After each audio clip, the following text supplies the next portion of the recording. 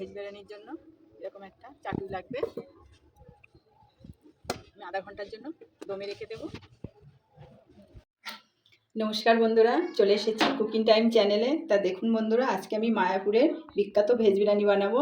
এখানে আমি বাসমতি চাল ভিজিয়ে রেখেছি, আধা ঘন্টা হয়ে গেছে। এখানে আমি পনির নিয়েছি, সোয়াবিন নিয়েছি, ইঁচড় নিয়েছি, গাজর, মটরশুঁটি। গরম জল দেখলে হ্যাঁ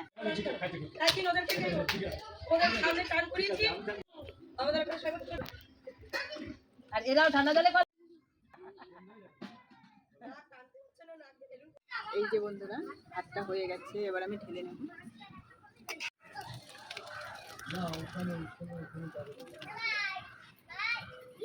ইঁচড়টা একটু সিদ্ধ করে নেব, ভেজে নেব, সাদা তেল দেবো।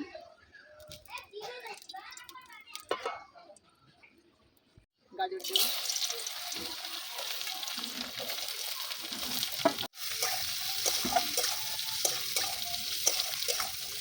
এই যে বন্ধুরা, গাজরগুলো ভাজা হয়ে গেছে।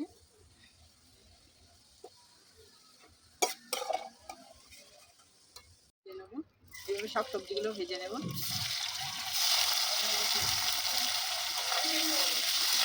সব সবজিগুলো ভাজা হয়ে গেছে, ভাতটা তো হয়ে গেছে। আগে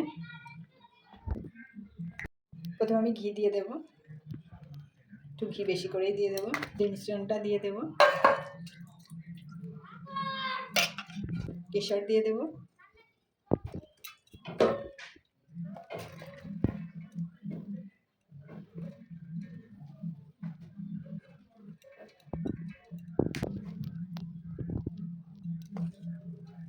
আমি এখানে সব ভাজাটা ব্যবহার করেছি।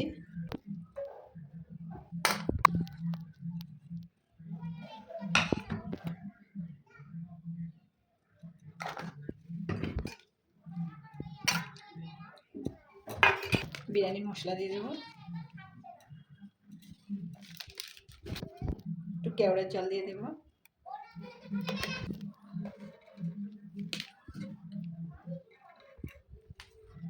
এইভাবে সবগুলো সাজিয়ে নেব।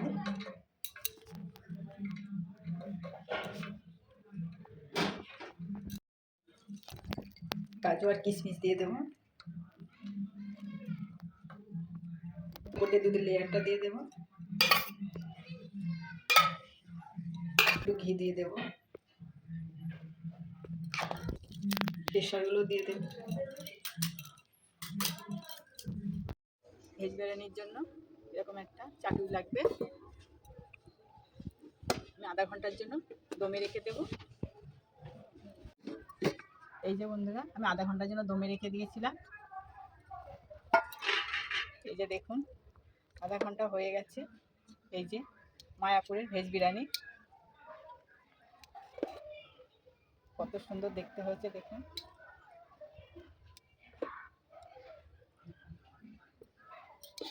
খেয়ে দেখি কেমন হয়েছে।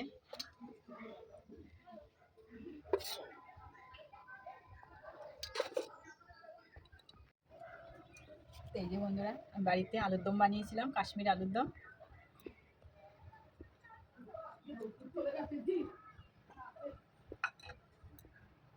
দেখুন আলুটাও গলে গেছে, নতুন আলু।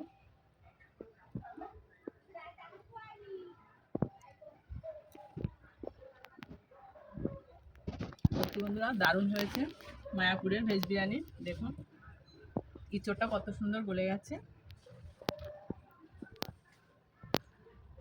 মায়াপুরের ভেজ বিরিয়ানি যদি পছন্দ হয় তাহলে শেয়ার করবে, লাইক করবে, অবশ্যই কমেন্টে জানাবে মায়াপুরের বিখ্যাত ভেজ বিরিয়ানি কেমন হয়েছে।